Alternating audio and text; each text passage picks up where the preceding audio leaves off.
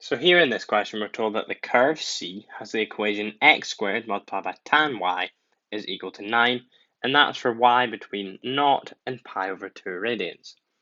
And we are asked to show that dy by dx, so the derivative, is equal to negative 18x divided by x to the power of 4 plus 81. So what are we going to do here? So we want to use some type of differentiation to differentiate x where tan y is equal to 9. So how are we going to do this? We're going to have to use implicit differentiation. So we'll just write this in here. We want to use implicit differentiation to differentiate x where tan y is equal to 9. Why do we need to use this special type of differentiation? This is because we want to differentiate something which has x squared and also a tan y term. So we have more than one variable. So how are we going to do this? So we know we need to use the product rule. So we know that if we have a function which is composed of one function multiplied by another function, then we can use this formula here to work out the derivative. So therefore, we can say that we are going to have x squared. What is it going to differentiate to? It is going to differentiate to 2x. And then what is tan of y going to differentiate to? Well, that's going to differentiate to sec squared y. And since we're dealing with dy by dx here, we need to then put a dy by dx in here, just to make sure we account for the fact that we're looking for dy by dx, but this has been differentiated with respect to y. So therefore, we can now use the product rule, and we can say that we have 2x, and we're going to multiply it by tan y, and then we're going to add that to x squared multiplied by sec squared y. Then we multiply that by dy by dx, and that's because we're differentiating implicitly. And then what's this going to be equal to? Well, we have that it was equal to 9. What does 9 differentiate to? It differentiates to nothing, so we put 0 in here. So what are we going to do now? So we're going to have to rearrange this equation to give us an expression for dy by dx. But if we look back at what we're aiming for, it's an expression that on this right hand side is just in terms of x, so there's no y's. But we have tan y and we have sec squared y, so we need to now manipulate what we have here to get rid of the y's and to just have x. So how are we going to do this? So we can use the trig identity, so we'll just write down what are we going to use. So we're going to use the fact that sec squared y is going to be equal to 1 plus tan squared y. But at this point, this doesn't help us as such. What we can use additionally, we have that x squared tan y is equal to 9. So we can rewrite tan y in terms of x.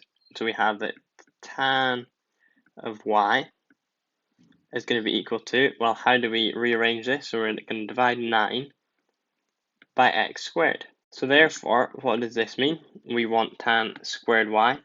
So tan squared y is going to be equal to this right hand side squared, which is going to be 81 divided by x to the power of 4. So this expression that we have here is going to be vital to helping us move forward with this question. So therefore, we can now take this expression and substitute this in. And this helps us because we now have an expression for our y term, but in terms of x.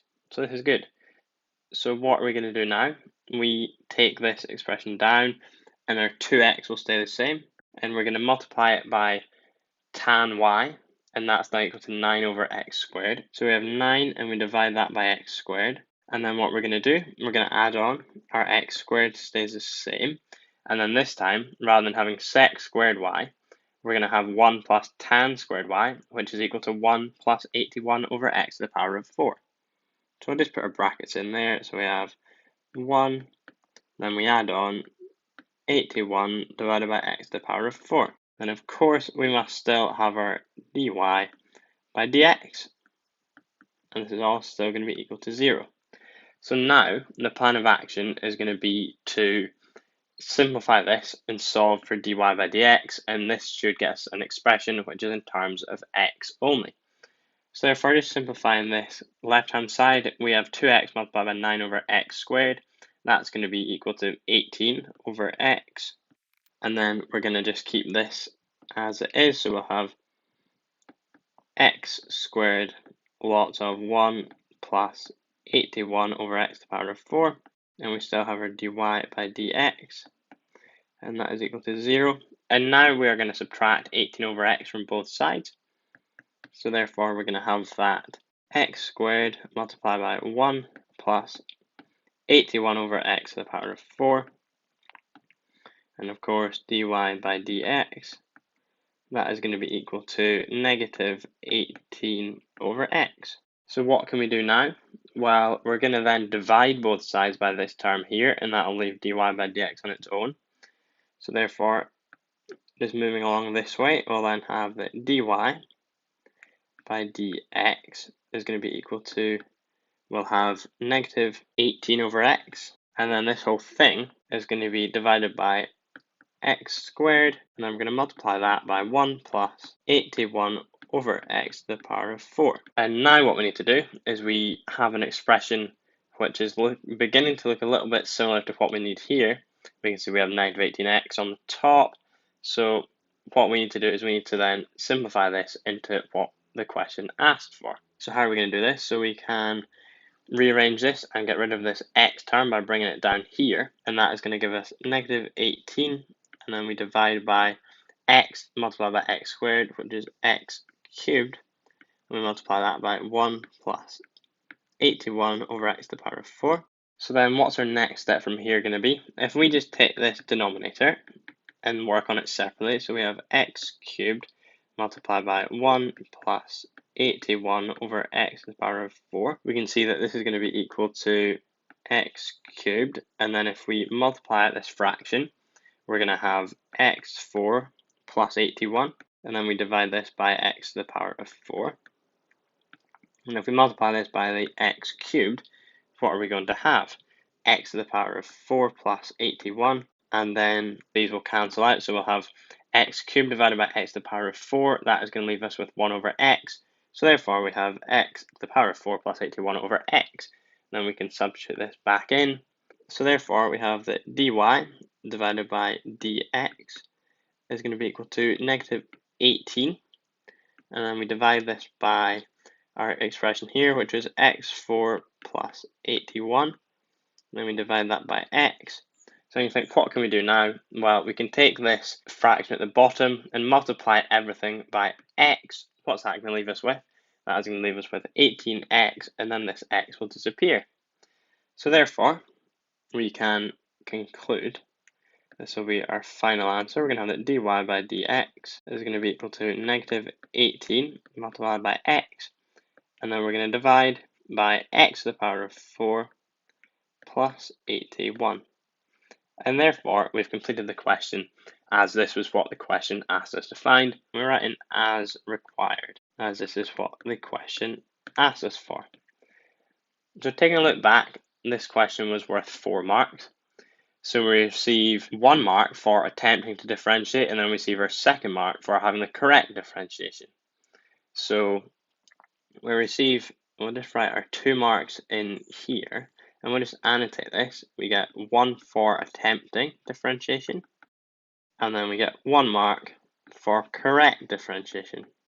So that's 2 marks there. We then receive our 3rd mark for correctly using the trig identities and getting ourselves to an expression for dy by dx. So that was at this point here that we received this mark, and then we receive our 4th and final mark for then manipulating this expression and getting to the required answer, which the question asked for. So that's at that point there we receive our 4th mark. So in part B, we're asked to prove that the curve C has a point of inflection at x is equal to the 4th root of 27. So this is equal to, just to add in, this is going to be equal to 27 to the power of 1 over 4. As we don't normally see the kind of the 4th root of something, we normally deal with the cubed and the squared root, but this is the 4th root. So we know from part A that we have an expression for dy by dx, and that is negative 18x over x to the power of 4 plus 81. And what do we need to do here? So we're asked to prove this here is a point of inflection. So what does this involve? So what we want to do is differentiate again to find the 2nd derivative. And then we can substitute in various values because we know that a point of inflection will look a bit like this. So it could be like that. So we can see that if this is the kind of stationary point, if you like, here, it's going to be negative on one side and positive on the other. So what we can do is we can find the 2nd derivative and then substitute in the point we're given. So that's this point here. And then we can also substitute in a point slightly greater than it and a point slightly less than it. And if they are respectively greater than, equal to, and less than 0, we can then work from that and see if we do have a point of inflection. So the first stage is going to be to differentiate. So we're going to use the quotient rule. This is because we have a fraction to differentiate. So what will we do? So we have negative 18x, that is going to be our h of x, and then our g of x is going to be x to the power of 4 plus 81. So we're going to differentiate these. This time we just differentiate normally, no implicit differentiation required. We have that negative 18x will differentiate to negative 18, and x to the power of 4 plus 81. We know 81 will differentiate to nothing, and x to the power of 4 is going to differentiate to 4x because we multiply by the power, and then we take one away from the power, so that's 4x cubed.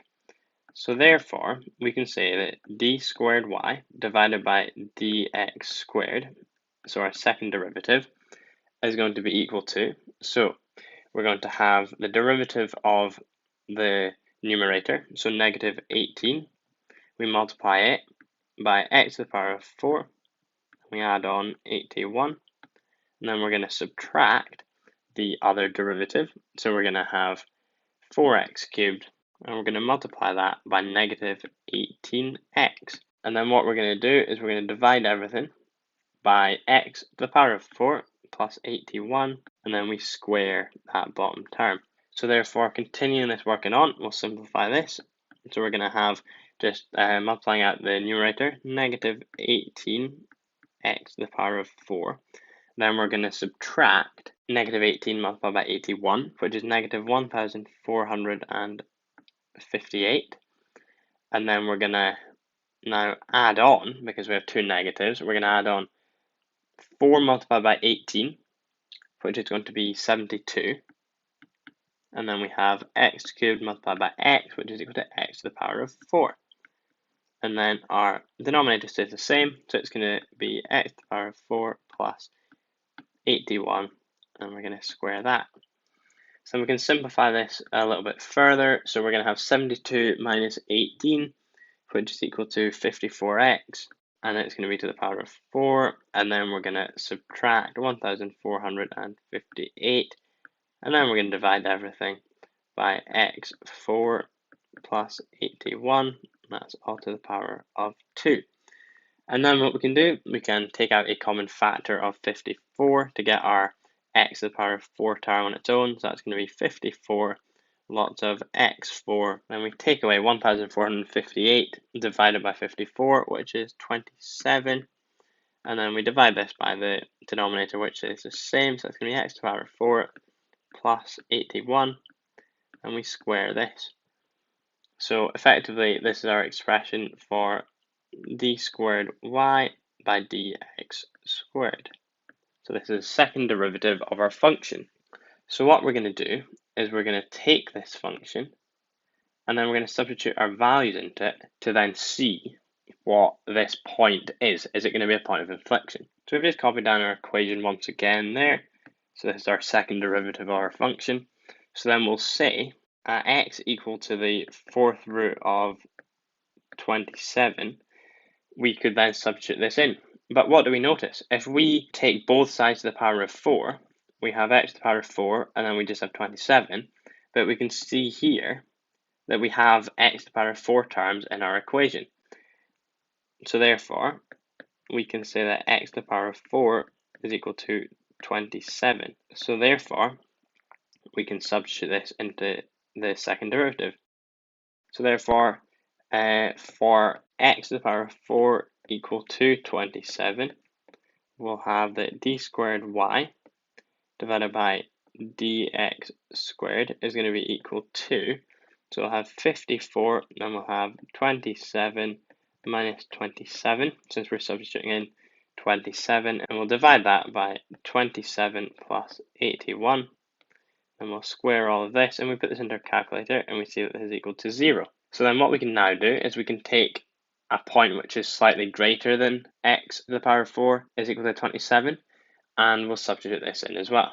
So we'll say that for x to the power of 4 greater than 27, Well, we can see here that our numerator is always going to be positive because we're going to have a number which is greater than 27. So this term here will always be positive, and we know that this has been squared, so this can never be negative. So therefore, we'll have that d squared y by dx squared is always going to be greater than 0.